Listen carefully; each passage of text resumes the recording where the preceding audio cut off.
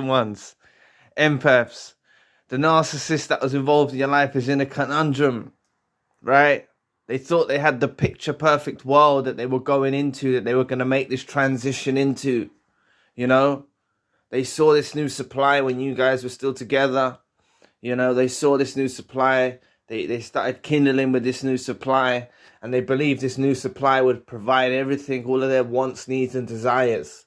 That's what they were under the impression of, right? That's why some of them went through with the discard with you. That's why they went through with the reverse discard, or they started to display toxic nature towards you, that you cut them off. You see, they thought they could cut you loose and they wouldn't be fazed by it. But now they find themselves in this conundrum, this dichotomy of, you know, the contrast between you and this new supply. And you supersede this new supply in all aspects, right? And the thing is many of you will say, but hey, Zion, like, why haven't they told me this?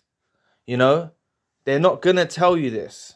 How can they tell you this? How can they tell you this? Put yourself in their shoes, right?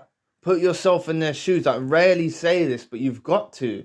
Imagine, you know, you have someone there and you go to someone new and you think this world is going to be great and wonderful and, you know, the best thing ever, right? You're under this impression that this is how it's going to be, and it don't work out that way. The last person on earth that they're going to want to make know or make aware that this new supply is not cutting it is you, right? You're the one person they really don't want to know that this new supply is not cutting it. And you've got to understand, narcissists keep everything hidden.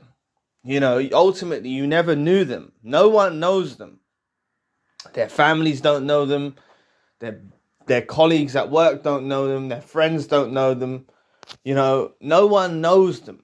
They keep everything hidden under the mask, right? So yes, they're going to present this new supply as the best thing since sliced bread. They're gonna act like this new supply is the greatest thing ever. They might even tell you. I've heard of, you know, narcissists telling the former supply that the new supply is better than them in every way, shape, or form. And like, when that, if that happened to you, you got to understand that a narcissist telling you that the new supply is better shows, you know, you have to take things beneath the veil. What that resembles is that you're still on their minds enough where they take it out of their time to inform you that the new supply is better, and it's actually a lie, you know? So you got to understand this. This narcissist is in a conundrum. They find themselves stuck. You know, they've traded gold for trash. They've traded a glistening diamond that you are for trash. And they don't know how to make their way out of it, you know? And oftentimes they've left the relationship in such shambles that you was in. They've destroyed it. They've broken the trust. They've literally ripped it apart, you know? There's no way back across for them. You know, there's no way back across for them. And that's why the narcissist doesn't know how to repair the bridge that they burned. They don't know how to repair that bridge. They don't even know how to go about it, right? So that's why you don't hear this stuff. Stop waiting for the narcissist to tell you. Stop waiting for the Hoover to come as a declaration of love. You're going to get fake profiles. You're going to get, oh, my belongings were left at your house, or I've got something at my house that's yours, or you're going to get some weird type of Hoover from a fake profile, or, you know, or blocked numbers, or, you know, unknown numbers calling your phone and not speaking, or hi, how are you? Or, you know, all of this deviancy. You'll get something like that as a Hoover. Highly likely you're going to get something like that. And give it time. It doesn't happen overnight, you know. Give it time. These narcissists are so stubborn that they struggle to make this effort, you know. They have to put a lot of planning into their Hoover, you know. They're not coming straight and transparent towards you. They're not going to come up to you and tell you you're the best thing ever. You know, some of them, you know, they're not going to come and tell you you're the best thing ever. I'm so sorry for what I've done. Some of them might, but it's highly unlikely they will, right? And a lot of them have actually made it clear that you were the best thing ever in the relationship. You know, if you think back, they actually say like, oh, wow, there's no one like you, things of that nature. To stay informed on topics like these, subscribe to the channel. If you want to shed some light on a personal situation, book a one-to-one session. I do all countries and time zones. Join the Empath group meeting coming up. Links for what I mentioned in the description box below. But, you know, this is the thing. They want you back again. You know, they're out there. They've made this decision to trade you for this new supply. And now they want you back again. You know, do you know how oppressive that is to be weighing on the mind of the narcissist's heart and soul, whatever they have left of their heart and soul, that is. You know, this is weighing heavily on their mind, heart and soul. The fact that they desire you back, you know, and all they can see is you. You know, when they see everything that this new supply is not doing, it just reminds them of everything that you did, you know, and this is the position that they're in, you know. Like I said, don't expect the Hoover to come. Some of you have been out a matter of months, you know, weeks, months. As I said to you, I've heard of Hoovers coming after years, and I promise you that when the Hoover comes, it's going to make you feel so uncomfortable. You are going to be so healed in your journey. Like, that when this Hoover comes, it's actually going to feel like they're bothering you. They're pesting you. You know, they're annoying. It's actually going to feel that way. I know that some of you may deeply desire the Hoover now, but I promise you that the way that God aligns it, or the universe aligns it, it doesn't give them the courage to reach out until a time that you're in a better place. Because, you know, oftentimes, all of you can probably collectively say that when you was in a place of hurt, if the narcissist hoovered at that given time, it's highly likely you would have accepted them back in your life. And you need to understand that this is beyond the comprehension of the narcissist. This is beyond the comprehension of you. The reason for this ending of the relationship. You might see certain signs of why it's ended, and you might have certain understanding of why it's ended. But personally, from my perspective, I believe it's divine intervention at its finest. It's God at its finest. It's the universe at its finest, causing this separation that needed to happen. You know, for the betterment of your own life. You know, it needed to happen. So, you know, they're out there. They want you back again. They're in a conundrum. They don't know how to tell you. So they'll probably try and do things like make you jealous. What's a classic narcissistic thing to do is to triangulate you with a new supply. You know, try and make you jealous. Try and bait you to reach out. They may go completely silent. They may completely ghost you to try and put you in a vulnerable position so you reach out. You know, this is what the type of tactics they're going to do. You need to understand that even when they do silent treatment, that's actually a reverse Hoover. You know, that's them baiting you to reach out to them. That's why they do it. So they're in this position with this new supply and they don't want to be there. You know, you got to understand one thing. You know, what is, you know, when people go into new relationships very quickly, you know, it's called a rebound, you know.